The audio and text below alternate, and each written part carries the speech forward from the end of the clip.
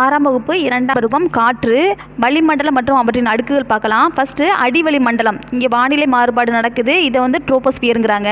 Next வந்து அடுக்கு வளி மண்டலம், ஓசன் படலம் இங்கே தான் இருக்குது, அதை வந்து ஸ்டெட்ரோஸ்பியருங்கிறாங்க.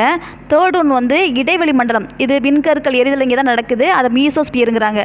அடுத்து ஃபோர்த் ஒன் வந்து அயனி மண்டலம், அதாவது இங்கே ஹைட்ரஜன் கீழே அதிகமாக இருக்கனால வானிலை ஒளிபரப்பு இங்கே தான் செய்கிறாங்க, அதனால் தெர்மோஸ்பியருங்கிறாங்க அந்த பார்ட்டை. அடுத்து புறவளி மண்டலம், இங்கே வந்து காற்று கிடையாது, அதனால் இதை வந்து எக்ஸோஸ்பியருங்கிறாங்க. இப்போ அதை பற்றி டீட்டெயிலாக பார்க்கலாம். ஃபஸ்ட்டு வந்து ஸ்ட்ராட்டோஸ்பியர் அப்படின்னா இவ்வடுக்கு வந்து பூமியில் மேற்பரப்பிலிருந்து 10 to 16 கிலோமீட்டர் வரை இருக்குது. இங்கே தான் மேகம், இடி, மின்னல், புயல் மற்றும் மழை ஆகியன வந்து இந்த வானிலை நிகழ்வுகள் அடுக்கில் தான் நிகழ்கிறது. ஆகாய விமானங்கள் வந்து இந்த அடுக்கில் தான் பறக்குது. ஓசோன் அடுக்கும் இங்கே தான் இருக்குது. ரெண்டாவது வந்து ஸ்ட்ராட்டோஸ்பியர் பார்த்தோன்னா இந்த அடுக்கு வந்து பூமியிலேருந்து 40 கிலோமீட்டர் வரை காணப்படுகிறது. இவ்வடுக்கில் வந்து காற்று வந்து கிடைமட்டமாக வீசுவதால் வந்து ஜெட் விமானங்கள் பறப்பதற்கு ஏற்ற அடுக்காக இந்த அடுக்கு இருக்குது.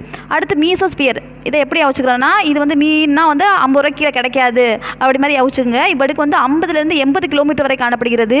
விண்வெளியில் இருந்து வரும் விண்கற்கள் வந்து இவ்வடுக்கில் உள்ள காற்றுடன் ஹைட்ரஜனும் வந்து அதிக அளவில் வந்து இங்கே காணப்படுது.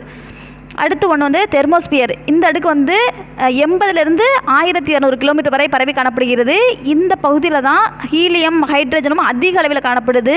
இந்த அடுக்கில் உள்ள அயனிகள் சுமார் வந்து 500 கிலோமீட்டர் வரை பரவி காணப்படுவதால் வானொலி நிகழ்ச்சிகளை வந்து ஒளிபரப்ப பயன்படுகிறது.